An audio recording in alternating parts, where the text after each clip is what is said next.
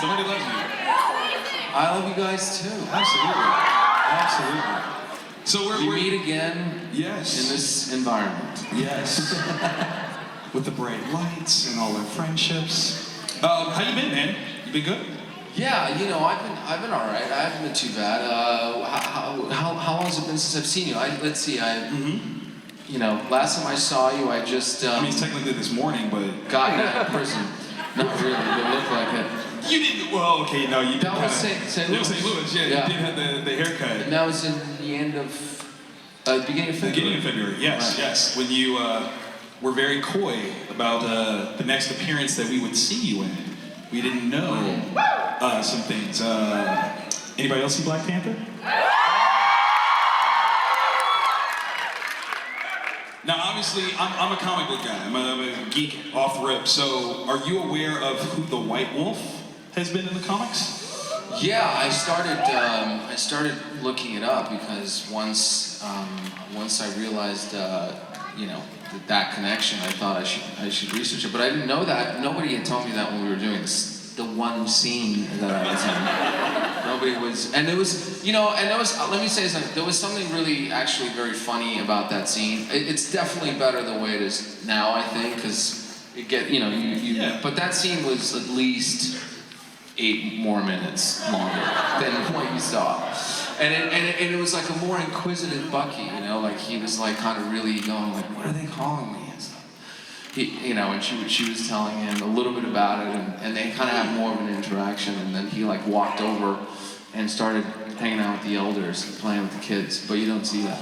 Wouldn't it be cool if that was seeding something? That would be amazing. That would be amazing. One of these days, I think Marvel's going to release like all the, you know, deleted scenes or all the. I think they're going to do that. That would be amazing. Because that would be. Somebody tweet that. Tweet that they should do that like right now. And let's make that happen. All right. So that was just my geeky question. We got that out of the way. But yeah, some people. But I have no idea. No. Like it's an amazing, another amazing kind of sort of way that the character could go, which is kind of. I'm not saying I would love it, but I would love it. You already know. All right, so let's go ahead and get started on your questions. Now, we are going to ask that you be a little cognizant of those people behind you. If you can duck down, that would be appreciated. All right? So we're going to start right here, and we're going to bounce back over here and over here. Okay? We got that? All right, go. Hello. I am really nervous, sorry.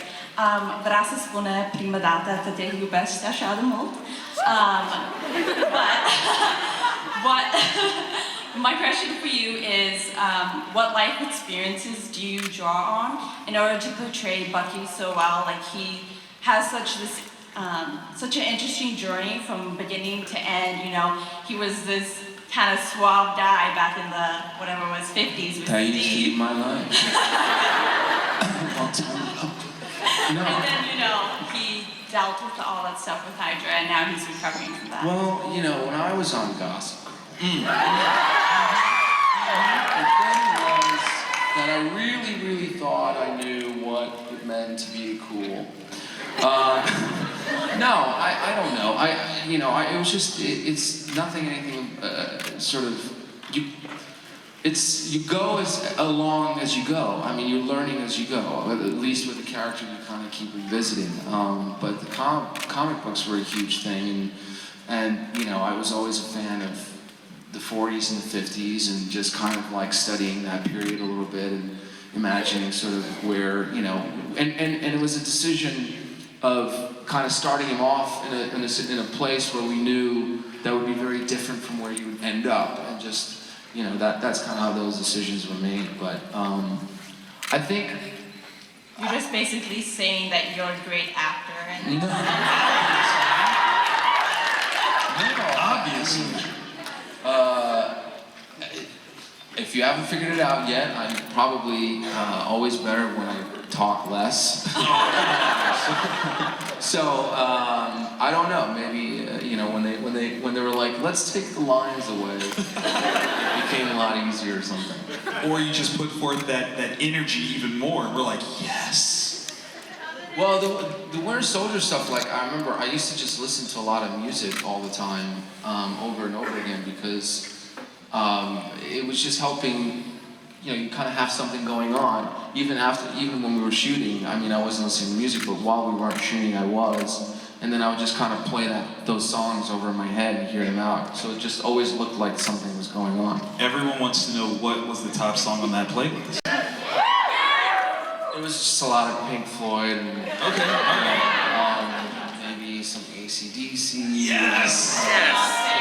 You know, I was all over the place. I mean, you know, the Dark Knight soundtrack. Hey! Distinguished competition. That's not bad. Way to pull from them. That was an amazing movie. It's true. True. Very true. Oh, very nice. Thank you. Hello. Hi, my name is Magali. I am excited to be here and see you. I have one question for you. What is the weirdest or biggest fear you have? The weirdest or biggest fear I have? Being asked that question. Well, you know, the biggest fear I think I have is not having enough time, believe it or not. Like, nowadays, I'm just so conscious of time. Like, I feel like there's so much stuff left to do, you know? There's so much, and I'm really thinking a lot about how many hours in a day there are and what do you do with your time, you know? And I think my biggest fear is like, you know, time going by on this planet and not having, you know, done all the things I've thought about, or, you know, or even, it could be even the smaller things. Sometimes you want to say something and you don't say it and then you regret it, you know, and it's like, just say it, you know, because maybe you won't get a second chance or whatever. So I feel like maybe wasting time might be the biggest fear. The weirdest fear, what could be weird? Fear itself? Weirdest fear, I don't know. You know, like everybody else, you know, I'm sure I'm harder on myself than I should be at times, and that's, you know, you gotta remember we're all in that department together. Well, don't worry, Yeah. we'll love you. So. I love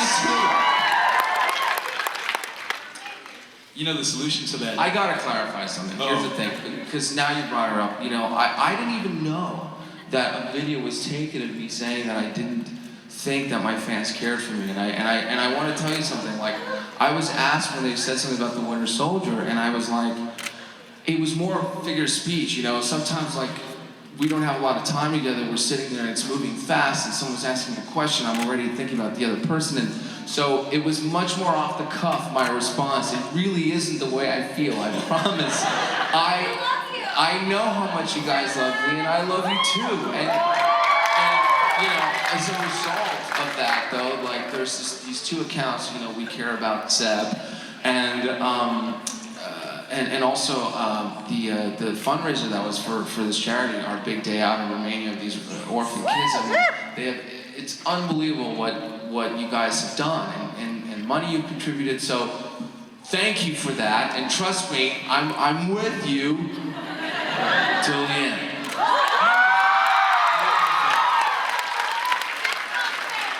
Hello, dear. Hello. Hi, Sebastian. I'm Elaine. How are you doing today, first of all? I'm good. Like, you're eating and then drinking water? Yes, such a busy day. Hydrated. Yeah, there you go. Okay, so my question is, if you could be any Disney princess, who would you be? Wait. Disney princess? Was that meet or be any Disney princess? What'd you say? Be. Like, which Disney princess do you want to be? And can you I've sing a always song? had a huge crush on Jasmine. Yeah! Hey, Man. dude, I agree. And then I want to say, like, Ariel's pretty good. Is she a princess? Yes, she is. I would say those two were always my favorite. Okay. So you like fish? Yeah. I guess I'll be... That's insane. There he is. Wait a minute. Well done, slipping that one in there. No pun intended. Okay. So Jasmine, that's what we. Thank you. Hello. Hi there. I'm a librarian at a school where Marvel is like the most popular thing to check out, and it's like flying off the shelves. And I was wondering if you could like a message for the kids that I could put up in the area where the Marvel books are, like something that you hope that they can learn from your character. That you hope that they can learn about. Yeah, learn from you or your character. first of all, the message should be please keep reading. And then, second, seriously, like, let me tell you one thing. Like, it's getting harder and harder because you really don't have to all the time, but there's something so important about it that you don't understand. It's like your imagination is the only way your mind, like, exists. It's so personal to you. Because when you read, there's nothing for you to, like, grab onto. Anyway, I'll continue. So keep reading. But I was going to say that, every character has a past, and don't be so quick to judge anybody. Beautiful.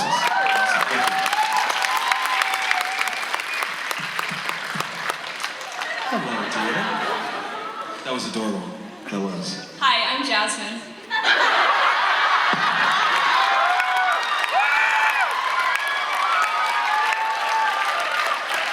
Did y'all plan that? That's actually my name, so. It is now, like this. I'm 11. A whole new world. Okay. My question is, if you could switch bodies with Chris Evans for a day, what would you do? Switch what? Lines? Bodies with Chris Evans. If you were in control, lives. yeah, no bodies, literally Bodies. just bodies with Chris, what would you do? Shave the mustache? I don't know. Chris Evans in that body, my God. I guess I'd have to, take my shirt off and keep the mustache and run down the West Side Highway in New York City. Now that it's spring.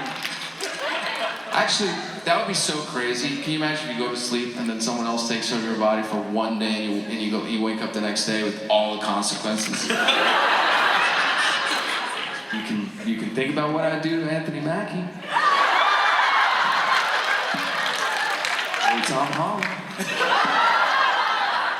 Mac's gonna be so mad that you even threw that out there.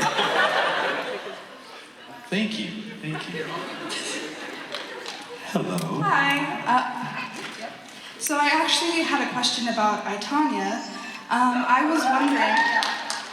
was wondering how you got into the headspace of the character of Jeff, considering he's a real person and his involvement in the Tonya Harding episode. Well, look, that was definitely not an easy feat. I mean, actually, I came here. The last time I was in Portland was when I came to do research on that movie in January of last year, it's very weird. Even coming to this airport, it's really crazy because I used to remember, just from the footage and everything, like that's where they would come, and then when she'd fly back.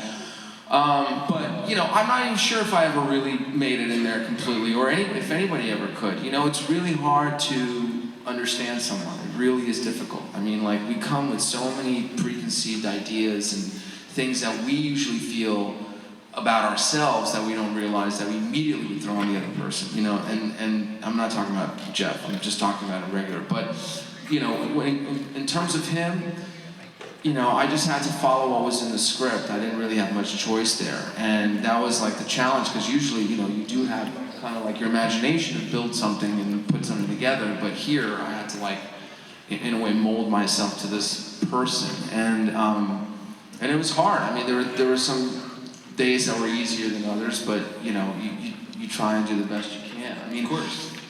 you can't just, I feel like as an actor sometimes, I feel like you do have this duty. You gotta show all the good sides and the bad sides of human beings, and what they're capable of, so that we all learn from it, I guess.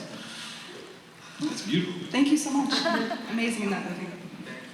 You really were, though, actually. For a movie that captures kind of a horrific moment in pop cultural history, like, you brought something really interesting to it. So I definitely agree. Co-sign all the way. Yes? Yeah. Just checking. I was making sure it wasn't just me. Hello, Winter Soldier. Hi, my name's Genesis. What do you think that Bucky and Steve do, like, after a win from a mission? Like, what do they do to celebrate?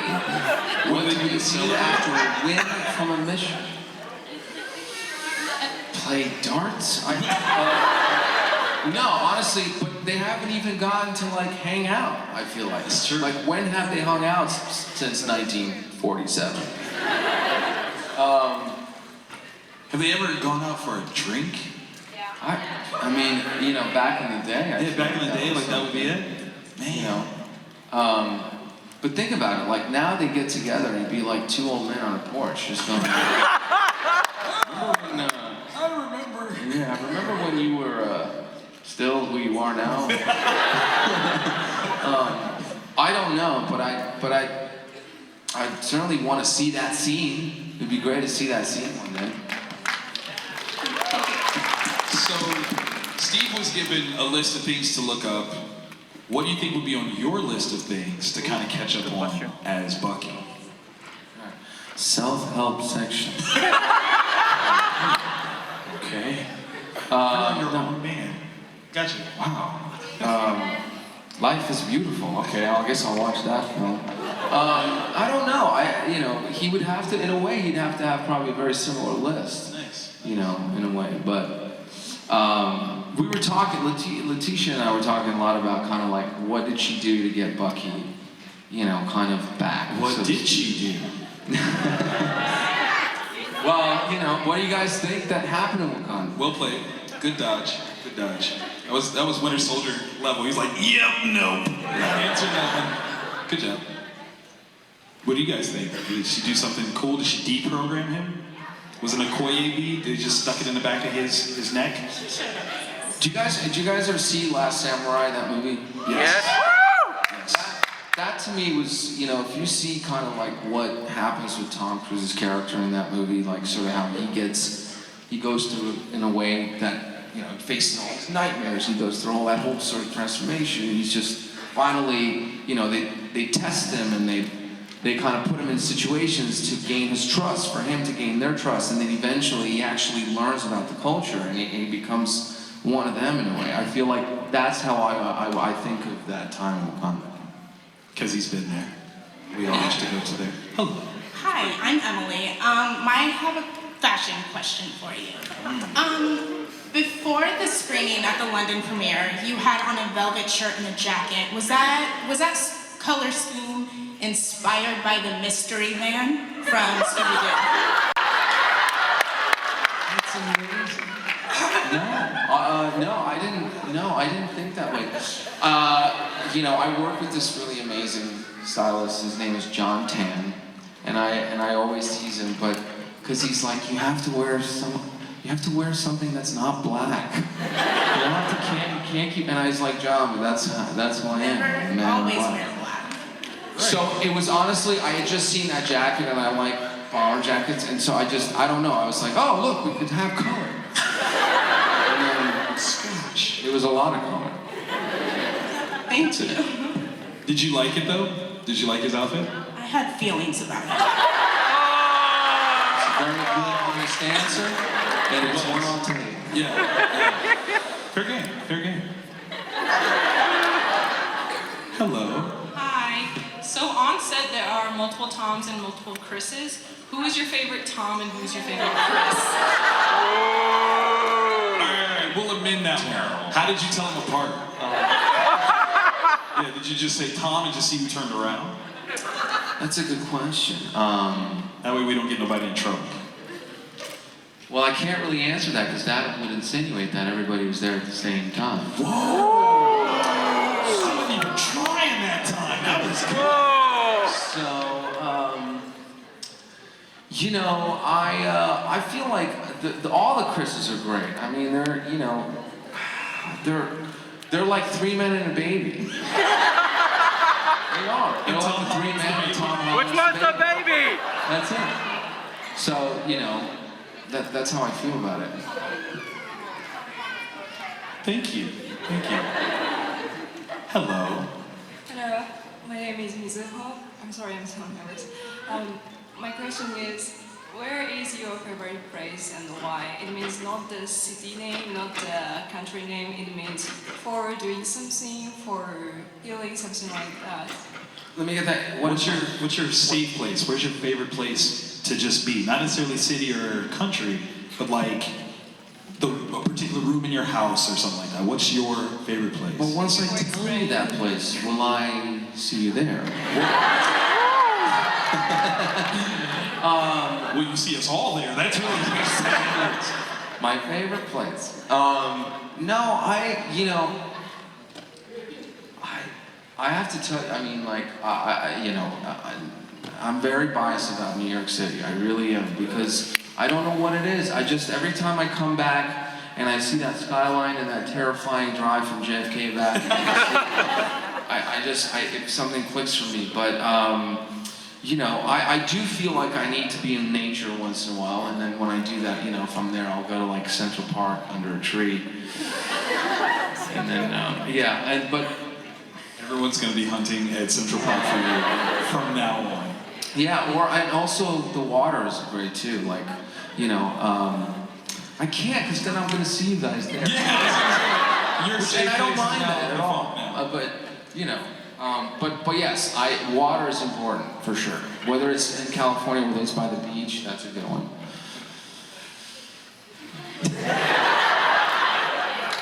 Protect yourself. Protect yourself. Thank you, dear. Thank you. Thank you so much. Thank you. Hello. Hi, so my name is Maddie, and my question was, when you were a little kid, who did you identify, like what Marvel character did you identify with as a little kid and why? I wish I had Marvel characters when I was a little kid. I didn't have Marvel characters. You're far more well-read than that. That's like you... No, but I remember like the first... I watched like really crazy stuff when I was growing up. Like, I was a big wrestling fan. I was a big WWF fan. It was a huge thing for me, and so I was, those.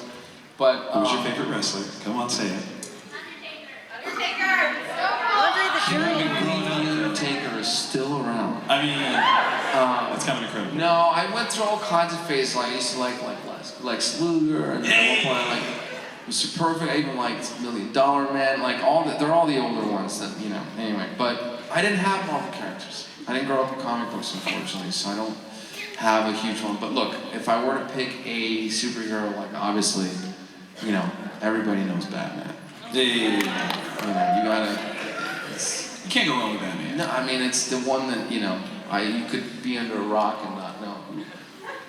That's true. That's true. There are people that live under rocks and they're still like, Batman did it. I get it. Batman Returns by Tim Burton was one of my favorite movies growing up. I love that movie. Michelle Pfeiffer, the Penguin, that movie's so great. True. Too true. Totally agree with that one. Thank you. Thank you. Hello. Hello. So first off, I'm really glad that you're here in Portland. Well, thank you. I came and it was really... My bad. Well, usually I have to travel to go see Sebastian. So There's a movie I play with myself called Finding Victor. I'm here. I'm sorry, go ahead. Oh no. So my question for you is, what is your favorite place to eat in Portland? Ooh. That's hard. That's hard. You're gonna get in trouble. God damn it. I went to a great place last night called, I think it's called, I'm gonna get it wrong, El Gaucho? Because it was just an incredible steak place. But I'm just gonna say, one of the things I love here about Portland is the coffee, obviously, and Stumptown. Oh, yeah. Right? That started here. And the original one, that's the one that I went to. But another one of my favorite places is the big bookstore. I love that place. And then there's a movie theater right around that area, and they have couches. Living room theater. So, anyway, I'll see you guys for a movie, and then we'll read a book. We had Voodoo Donuts earlier. We did, definitely. Blue Star. Thank you. Okay, no fighting. We're gonna have a civil war all over again, you see? Oh, where's Hawk? I know, right?